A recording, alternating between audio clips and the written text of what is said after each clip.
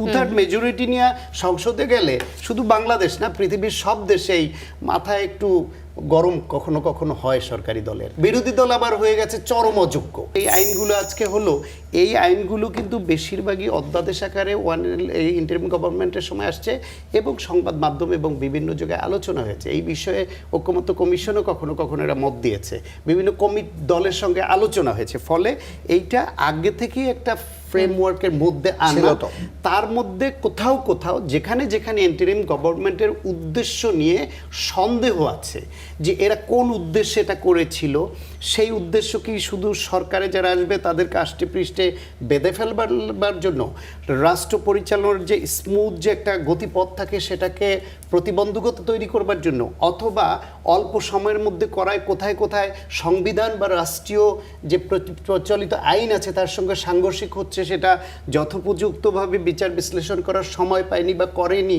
ফলে কোথাও কোথাও একটু পরিবর্তনের প্রয়োজন পড়েছে। সেই পরিবর্তনের সংখ্যাটা তো খুব কম সংখ্যায়, মাত্র 4টা মানে বাতিল আর 20টা হইল গিয়ে এরা তোলে নাই, বাকি সব তুলেছে এবং সংশোধনী এনেছে হাতে গোনা কয়েকটায়। এন্ড বিরোধী দলের এই ব্যর্থতার কারণে সরকার এমনি তারা 2/3 মেজরিটি নিয়ে গেছে। 2/3 মেজরিটি নিয়ে সংসদে গেলে শুধু বাংলাদেশ না, পৃথিবীর সব দেশেই মাথায় একটু গরম কখনো কখনো হয় সরকারি দলের এবং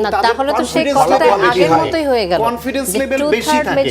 সেই অবস্থায় বিরোধী দলের যে যোগ্যতার পরিচয় দিতে হয়, বিরোধী দল আবার হয়ে গেছে চরম অযোগ্য, যে কারণে আমাদের একটু আশঙ্কা আছে সরকারি দলকেও রাষ্ট্রায়ত্ত হবে, বিরোধী দলকে আরো যোগ্যতর হতে হবে। শাখাওয়াত হোসেন শান্ত, আপনার কথা অনুযায়ী 2/3 মেজরিটি নিয়ে গেলে যদি সেই সরকারি দল যারা নিয়ে গিয়েছে তাদের মাথা একটু গরম হয়ে যায়, আপনি বলছিলেন, তো এখানে তো আসলে আরো বেশি দায়িত্বশীলতার পরিচয় দিতে হবে, এমনটা নয় কি?